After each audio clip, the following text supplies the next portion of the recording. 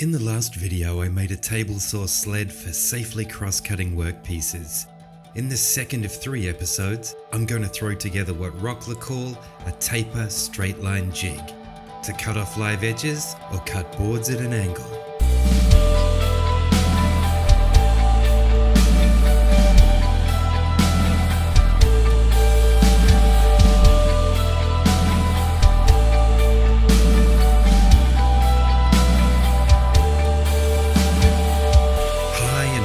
Episode 10 of this Luthiers Workshop build series. This jig is so easy to make as it's just 2 pieces of wood.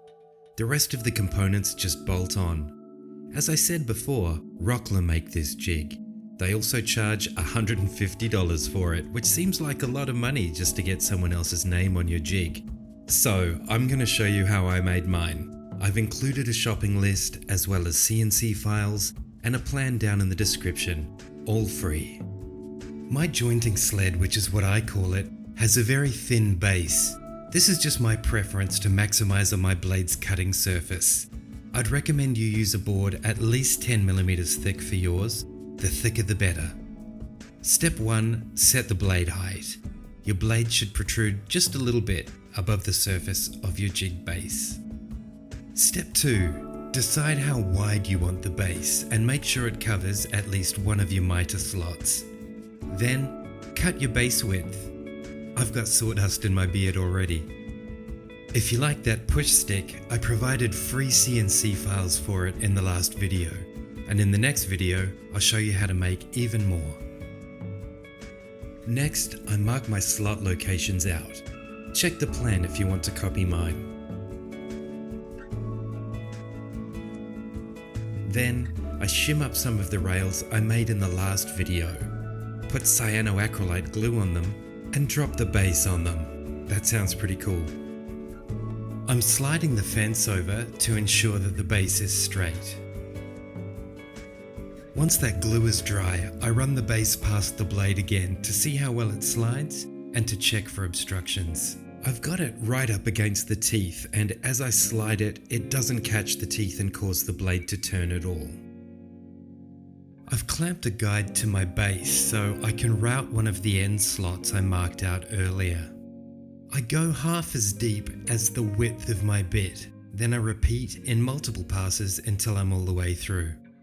All of the slots in this jig require a pocket routed out from the underside to accommodate the heads of the T-nuts.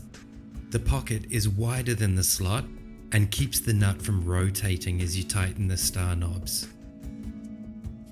I'm just freestyling it here, but if you're new to routing, I would definitely advocate that you clamp up a guide. Fast forward, and I have this piece of oak. Oak is horrible for making guitars with, but great for things like this. I'm working out how long I need it. Remember, this fence piece has to extend from end to end at a diagonal. Once I've marked the cut line, I chop it at the bandsaw. Next, I use my centering ruler to find the center line of the fence piece, so I can mark up my slot.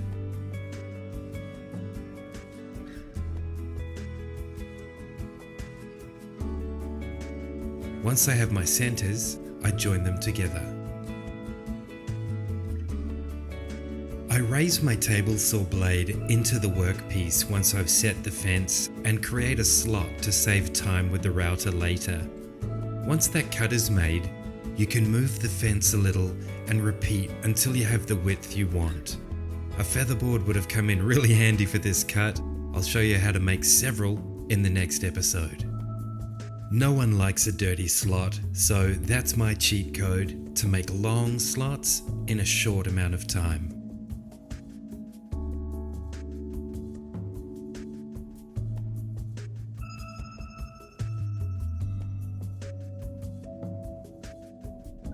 Then I clean it up with a jigsaw and transition to a razor file.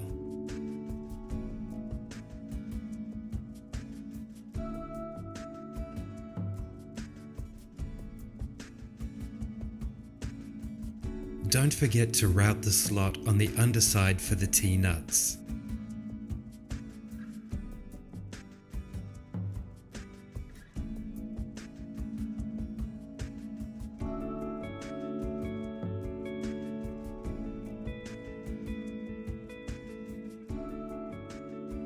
Lastly, I draw on some smooth corners and then sand in the curves with the sander.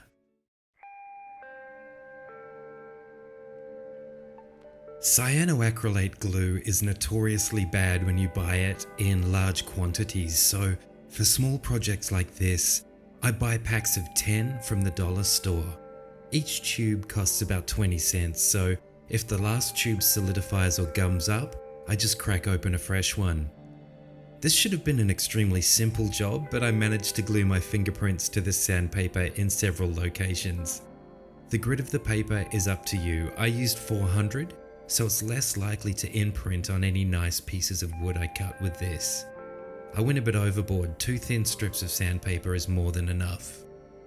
So now I'm going to show you how it goes together. First in are the hold down clamps.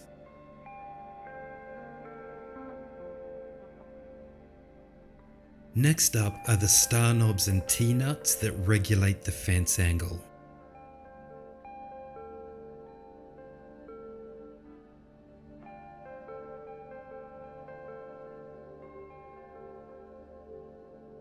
Now they're both in, you can see how much movement the fence has. What am I making here? Nothing really. I just wanted an excuse to tell you that I have the best t-shirts ever made in my merch store. And if you don't like wearing shirts but do like supporting Luthiers, check out my Patreon. Both links are in the description. Seriously though, that shirt is hot. So let's put a piece of actual wood in this thing and do the obligatory demo. The face hanging off the edge of the jig is split and unusable the way it is, so I'm going to clean it up by sliding the fence into it and clamping it down. If you want a particular angle, it's easy to do. Just draw a line with your protractor or angle gauge and slide the fence into that.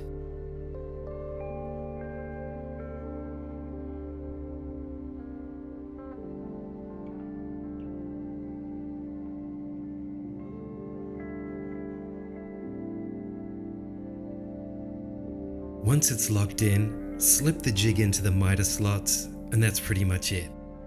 If you're just starting out and don't have a jointer, you can use this in concert with a piece of glass or stone bench top covered in sandpaper.